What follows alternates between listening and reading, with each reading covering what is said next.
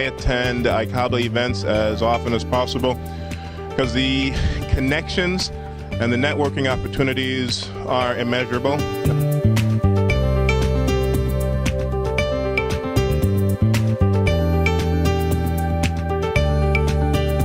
Welcome to ICABA Business at Breakfast. It's my pleasure right now to introduce someone who has joined the ICABA team recently, and we are just, again, really excited to have her to be a part. And her name is Vicki Frazier-Williams. She is our market president for South Florida, and I am going to turn it over to Vicki. Thank you. Good morning. Good morning. Give yourselves a round of applause for doing what it is we are doing starting today. Also thrilled that we've got a young lady here that is going to tune us into things that some of you, especially those of you who are already tuned into the tech world much more than I am, share with us some stuff. And the more I looked into you, and I'm not going to call your name either, but I was just so impressed. Not just about the tech stuff, right? Single mom. Yes.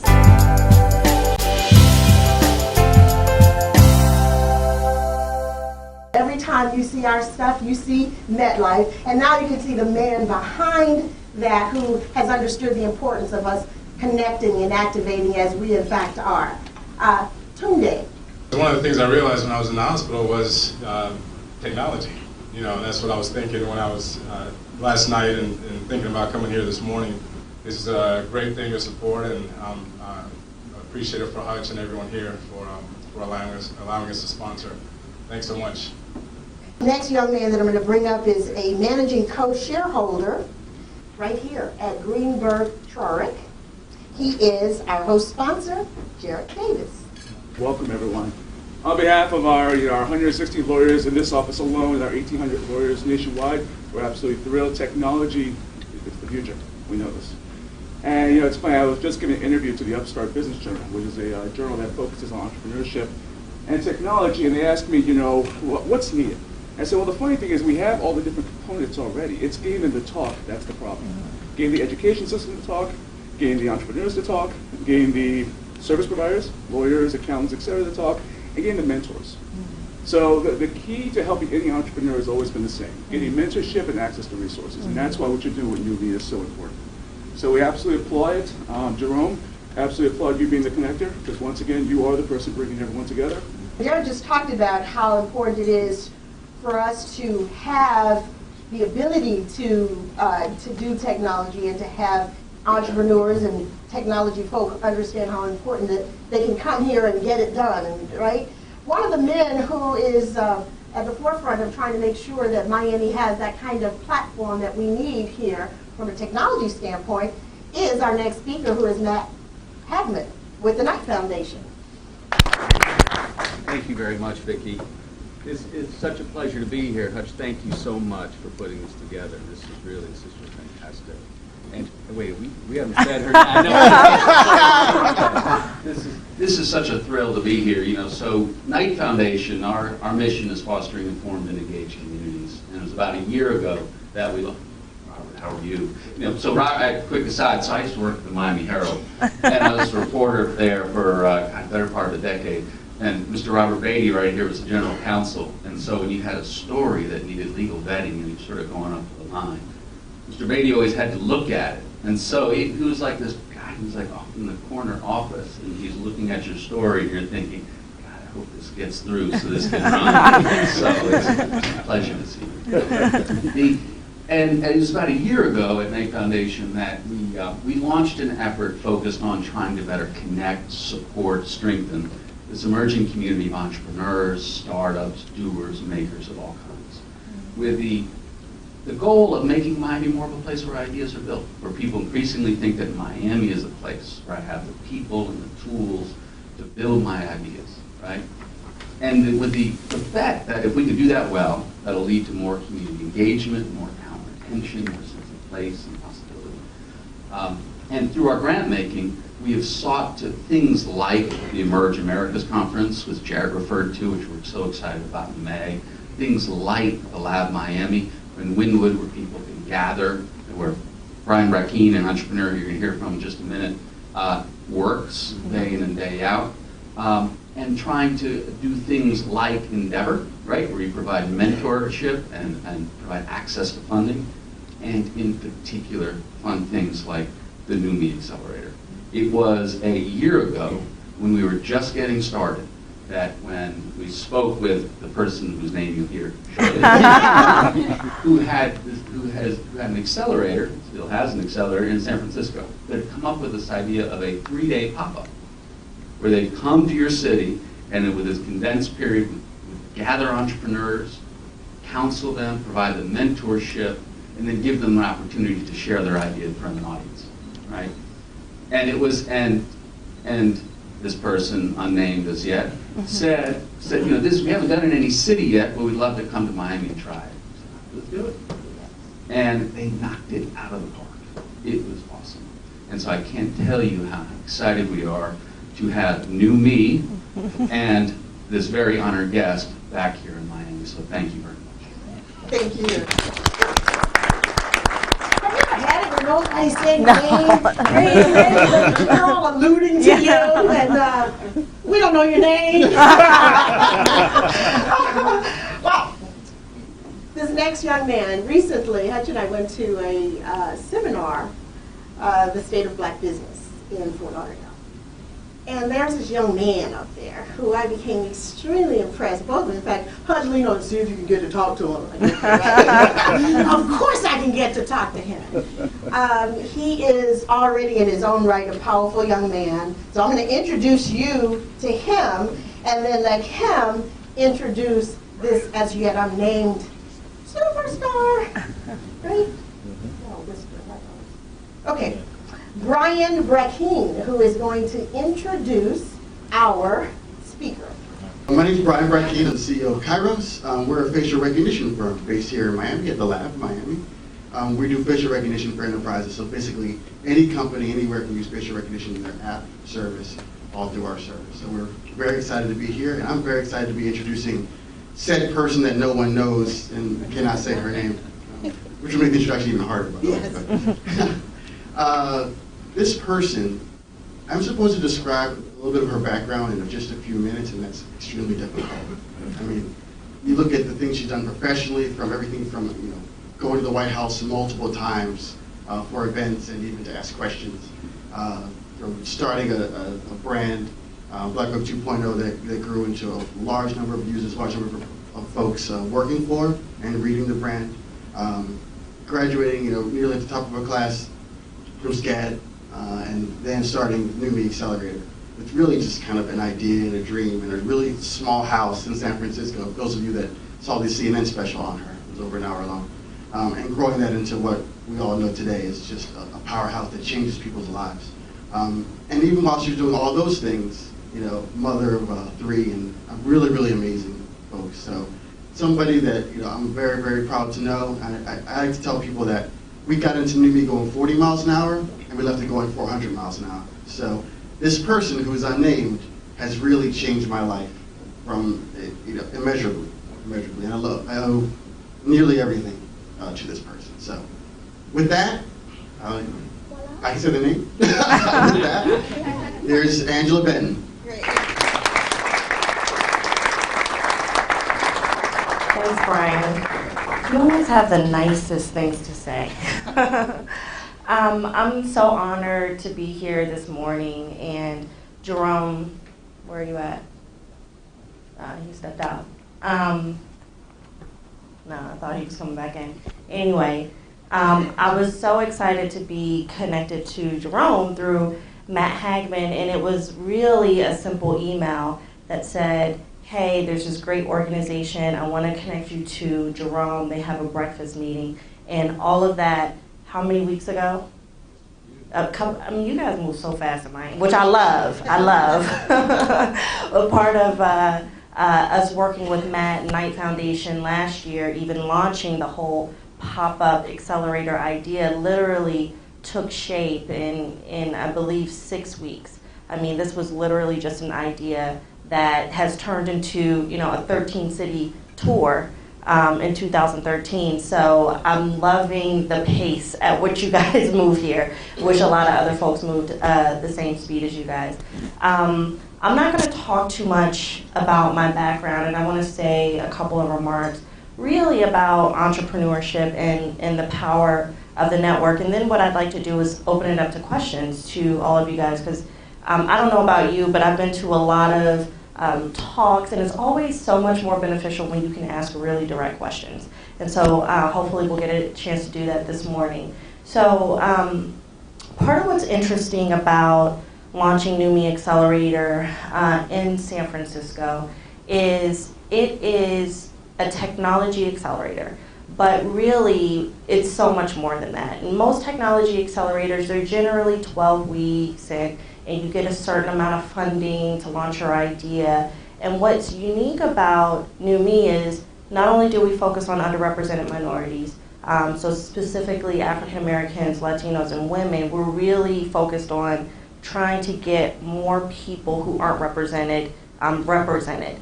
But we don't actually make financial investments into the companies that come into NuMe. And that's different from the model that actually is kind of proven right now. So we're literally trying to disrupt the accelerator model at the same time. And so what I mean by we don't make financial investments, we make other investments in terms of resources, time, and connections is actually a really big piece of it. So once you go through the accelerator for 12 weeks and you're kind of accelerated, your knowledge is accelerated on kind of the game and how things work, we connect you with investors, we connect you with mentors, and we connect you with advisors. And what is interesting about that is people have already raised money based off that. And so it really disrupts the idea that you have to make a financial investment in someone for them to be accelerated. And so what I mean by that is, we started, it seems like 3 months ago, but it was a little over 2 years ago.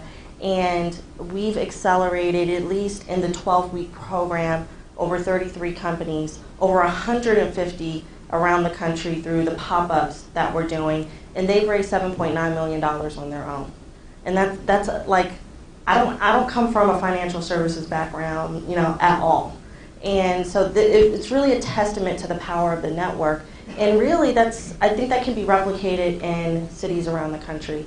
And it's a matter of taking the right people who have the right passion, the right desire, and plugging them into the networks that can help them. And just even by testament of being in this room, I'm so glad Jerome decided to pass the mic around so that we could hear everybody else that's in this room. There's a lot of people that are entrepreneurs here. There's a lot of people that are in business and leadership positions here. A lot of times we think of that as two different things.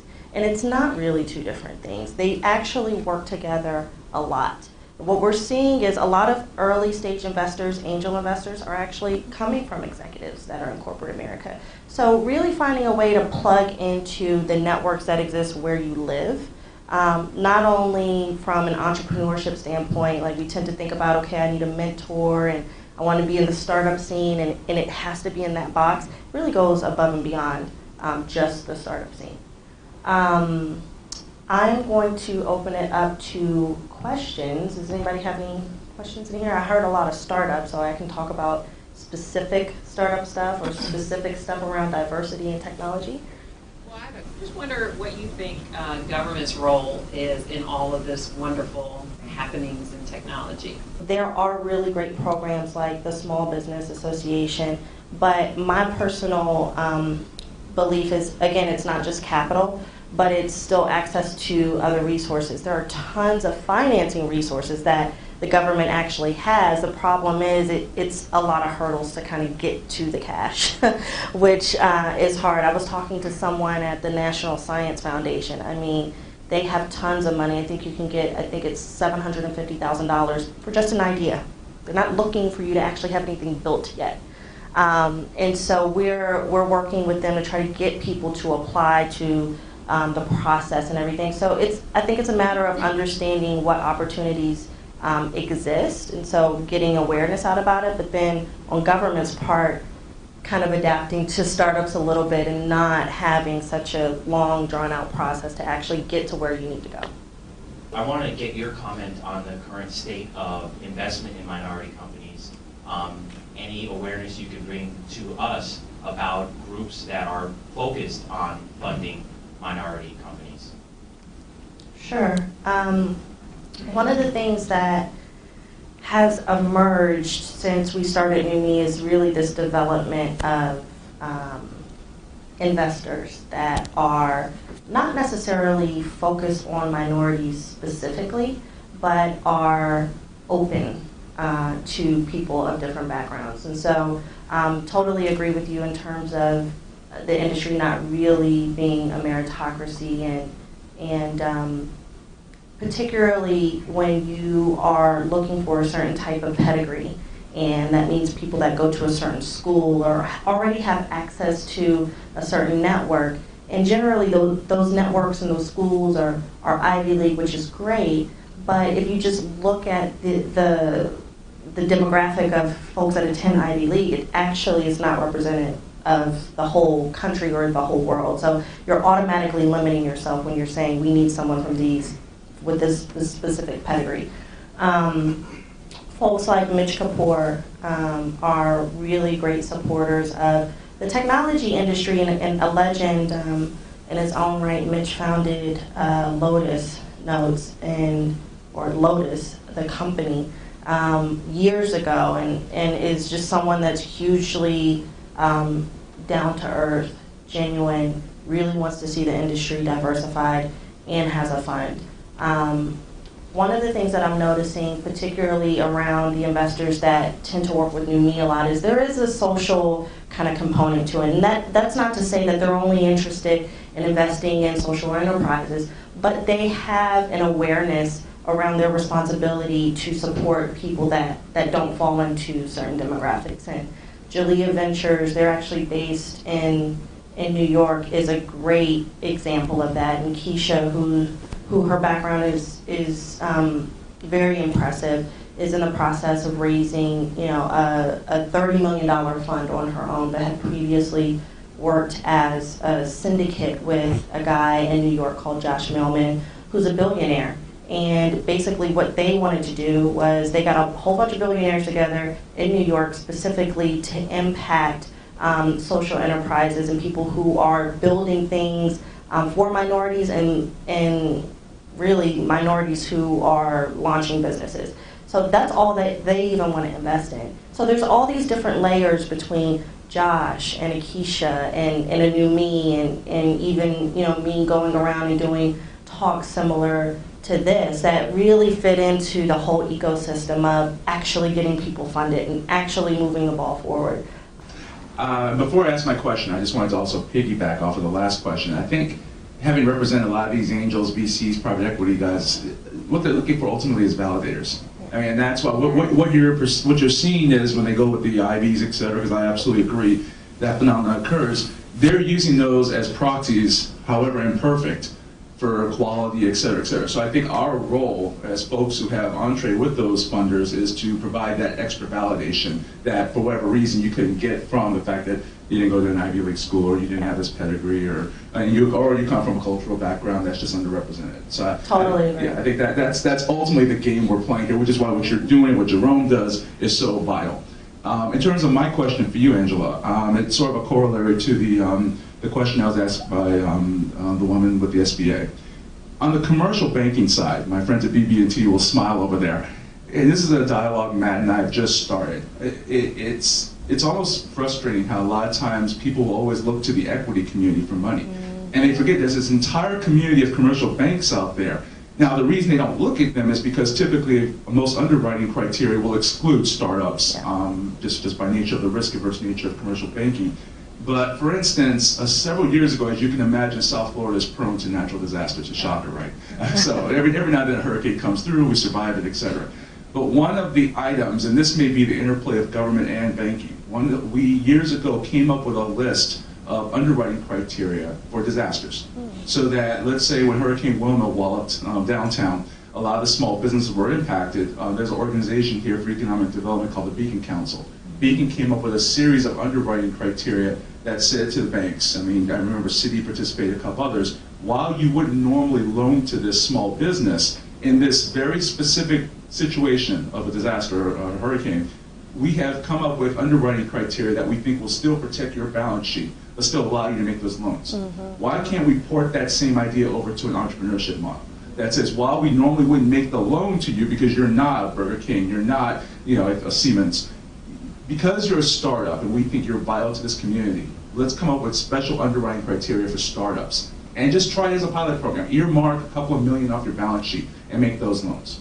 Totally agree. I think we should work on that.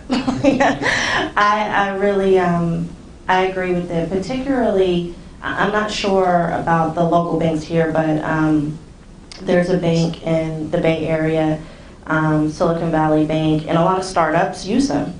And I'm doing a deal with it right now. oh, you are? They're great in terms of the terms that they offer startups. And while they generally work with folks that are funded by venture capital firms, it kind of all goes back to the relationship. It's really a relationship business that they're building because they have these relationships with the VC. So before a deal even closes, they'll actually front the startup operating capital based on, okay, well, we know XYZ venture capital firm, we know this deal is going to close, we have a relationship with them, we're going to go ahead and put the money in the bank so that they can survive.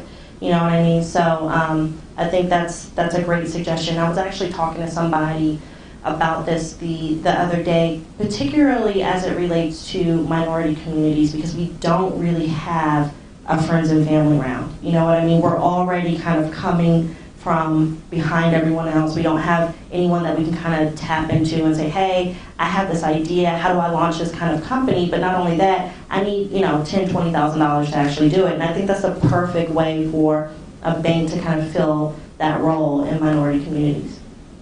Could you talk a little bit about, for that business person, an entrepreneur, as a bootstrapper, they put it together, it's starting to work, so they feel pretty good, their friends probably say, hey, you're great, but now they want to go to the next level. And going to the next level is just that. Going to the next level, it takes a next level of expertise and knowledge, and maybe they think they have it, but there's some more that you don't know, and you kind of talk to how that process could be, if you will, impacted by being involved in the pop-up accelerator and so on. Sure. I think that's the great thing about the pop-up accelerators is you get access to that information that you don't know. And it's that old saying, you don't know what you don't know until you know it. And so a lot of the founders that we end up working with come in to NuMe with, they have their stuff together, or at least they think they do. And we have this, we end up having to unlearn them, basically, every 12 weeks. And so they come in with, a certain swagger and mojo. Maybe they're the top company in their local community. Maybe they're not. But at the end of the day, we end up having to unlearn a lot of things that people are learning on their own. And some of that is just coming into the program only thinking about money and thinking that I just need to have an idea and then connect me to investors and that's it. My idea is so great or so awesome that someone's going to be willing just to invest in that, and that's just not how it works. You have to actually have a product, and I think particularly in the tech startup space, the idea of bootstrapping is so underrated. It's actually really that first step.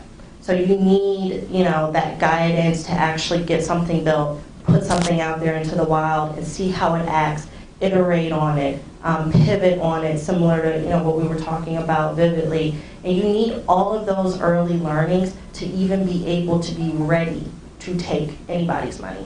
You know what I mean? Because if you just have an idea, what's going to happen is you're really just going to blow the money. I mean, you don't know what's going to happen to your actual idea or product once it's in the wild. Does that answer your question? And I guess the last part is about the art of raising capital. Running a business is one thing, but the art of raising capital we talked about last night is a little bit of a different thing. If you could speak to that a little bit. It's a totally different beast, and it can take up all of your time. And for a lot of entrepreneurs, that's frustrating because it takes you away from doing the thing that you love, which is running the business and working on the product. Which is also why the more data that you have, the more information that you have about your customers, how much they pay, how long they are your customers before they kind of trickle up. All of that is more information to help you get through that whole fundraising process. Are you seeing areas of like innovation in our community that we're not tapping into? Because I know a lot of people are doing the whole social media things, and a lot of the same kind of startups you're starting to see. So are you seeing in the Black community specifically areas that we're not tapping into from a technology standpoint?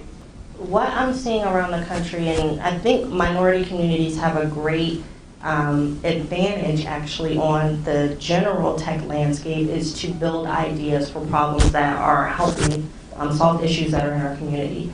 And I think one of the biggest examples of this, and I told a story last night at Matt's dinner, was Pigeon Lee, who's originally from South Florida, is building or has built a platform that connects society to people that are incarcerated, be it through digital photos, taking something that's digital on your phone and now moving it to an analog world, or voice over IP services. And so this is something that disproportionately impacts minority communities. But what was fascinating about the whole idea of being able to work with him and working with him raising funding is I literally was able to see when he was pitching to investors in Silicon Valley, they hadn't been pitched this before at all. It wasn't on their radar. And he had product, he had people using it, he had people paying him already. They were blown away. And he closed it really quickly before that, after NuMe. I mean, he closed like in July, he finished in NuMe in May. And so I think that was the biggest takeaway, is try to solve problems that no one else is doing. When you start being, I like to think that it's just not authentic if you just are trying to do Me Too stuff. You're going to end up burning out. Doing a startup is really hard. It's a lot of work, and it's 24/7. And so doing something that you're really passionate about, that you really love, that's really helping change people's lives, impacting communities, I mean, that's the stuff that you need to kind of get you through the hard times when you don't have money, Not only that, those are things that differentiate you from other people. That's ultimately going to be able to get you the funding, because, Joe Schmo on Sand Hill Road has never heard about somebody building a platform that's connecting the whole incarceration, like, micro economy. You know what I mean? He just hasn't been pitched that before. You literally was able to see it on their face, like, let's talk some more. So, the rest is history. So the first part of your question is, I believe you just are an entrepreneur if you're an entrepreneur. And I believe that now, I think more than ever, particularly being able to work with entrepreneurs, you can kind of tell during the 12-week process who's really an entrepreneur and who's not. You know what I mean? That's not to say that I don't think it can be learned, because I think that can be learned through life circumstances. And so a lot of people, maybe they aren't a natural entrepreneur, but they go through something in their lives that develops that quality in them, and then therefore will make them more successful in the long term. So that's my answer to that. The second part was about Black dollars circulating through our community. I think it is obviously, like, having NuMe, I think it's important to support our own community, but I do think we need to make sure that we're diversifying our efforts. And so, what was interesting when I started NuMe is, it started out, we were just helping African Americans, we were on Black in America, we reached out to all kinds of folks, people regardless of race, that we just thought were smart and that we wanted to learn from. And it was funny because a lot of people thought that we only wanted to learn from other Black people, which is just kind of stupid, you know what I mean? We just want the information. So I think sometimes we can limit ourselves to only doing specific stuff in the Black arena, and only wanting to network with a certain kind of person, and only wanting to do business with a certain kind of person. And I think at the end of the day, it ends up hurting us, because we then don't have information from experiences that other people have gone through. I was talking to somebody else actually about banking, and he was telling me something. I was like, what? You can do that? I mean, it's something that I didn't even know, so, but I would not have known that if I was staying in my own, little circle. So I think that's important. And so I think it's a balance of needing to support your own community, but also being open to going out and making connections and getting information outside of something that might be most familiar to someone. For the younger generations that are coming up after us who maybe not have the same resources or kind of that go-getter attitude to kind of go out and find that information, what do you feel is the best platform to kind of reach those people? If academia is kind of not geared towards technology or changing their bureaucratic systems, how do you reach those individuals who have these fantastic ideas but feel, college is the only avenue? Sure, I love that question, particularly because it's really frustrating to hear a lot of people talk about what needs to be different to diversify the technology industry, and they always go back to, well, we need more people with computer science degrees and STEM education, and it's like, that's part of it, but that's not the whole solution. And at the end of the day, I heard that there's a lot of publishers in here. A lot of you guys have publishing platforms. I actually think the media, and that's the key to actually get to these people. Reach them where they're already doing. I mean, one of the great things that I love about this organization, I was reading the mission is, it's about connections, but it's also about creating this lifestyle that you want. And so that's something that's really important. People get caught up in raising money, and when we do the one-on-one coaching, the first thing I tend to ask folks that I work with is, what kind of life do you want? Do you want to build a $100 million business, or do you want to build a $1 million business? That's okay, it's up to you. But depending on what your personal goals are, that's gonna set your plan, your track, where you need to go. $1 million business is great for many people. It can still impact communities around us. You're still hiring people. You get a lot of jobs out of $1 million business. You know what I mean? So that's that. But then the lifestyle that you're able to create, around that $1 million business, $5 million business, $100 million business, that's what we're all attracted to. Thank you for all of your great questions and making me not give a whole full-blown speech. Is so much more valuable, even for me, to hear you guys' questions and be able to answer them. Perfect. Thank you. A couple things, then we're going to let you do some more networking, because I know that's really what you're looking to do, and the hour's getting on. So I'm going to go real quickly. I want to thank our sponsors that we just heard from BB&T, also South Florida Times. Robert Beatty was here earlier and had to leave, and also Socially Buzz, Andre K., Light Foundation, Matt Hagman, also FIU. I'd like to thank our advisory board members who are here today, Dr. Hutchinson and Andrew McNeil, who's behind the camera, and David Muir, our photographer, who's doing a great job. We appreciate it. I want to thank Tracy for being here and always doing a great job of keeping us straight, and Vicki Williams, and I want to thank you for coming out. We will be sending out a survey, and we ask that you would please respond to that survey and let us know what you think. It helps us to get better at what we do to be able to serve you more. And just let me know by a round of applause if you enjoyed yourself today.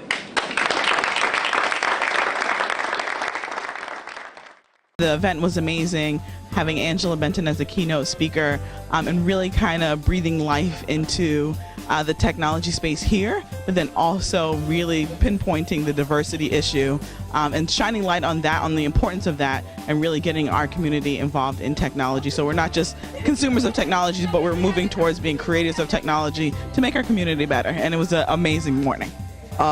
What can I say about the event? It was awesome, right? A lot of great knowledge, a lot of great talent. I think there's a lot of great potential entrepreneurs that's going to do great things that was presented today. And we're very excited about the Miami ecosystem of technology, startups and technology companies. It's going to make a difference and really validate what we're doing in Miami as a tech scene. So it was good. Thanks. It's great to be around like-minded individuals talking about business and entrepreneurship and teaching people how to think outside the box and, you know, not to be another Me Too company, to be different. And it was a great event. I met a lot of great people that I hope to build relationships with, and I hope to see them again soon. It's always an honor and a pleasure to attend ICABA events. I always learn a lot, and I look forward to attending more. This event was just an eye-opener when it comes to funding sources and the abilities to connect funding sources to needy business startups in South Florida. So I appreciate the opportunity to attend, and I appreciate Jerome for always finding the best talent that's possible. I attended the ICABA breakfast for the first time and found the discussion very relevant and pertinent to what minority businesses are thinking about or ought to be thinking about today. I thought the presentation was lively and the questions were direct and very, just very honest, as were the responses. So I had a great time and look forward to coming back.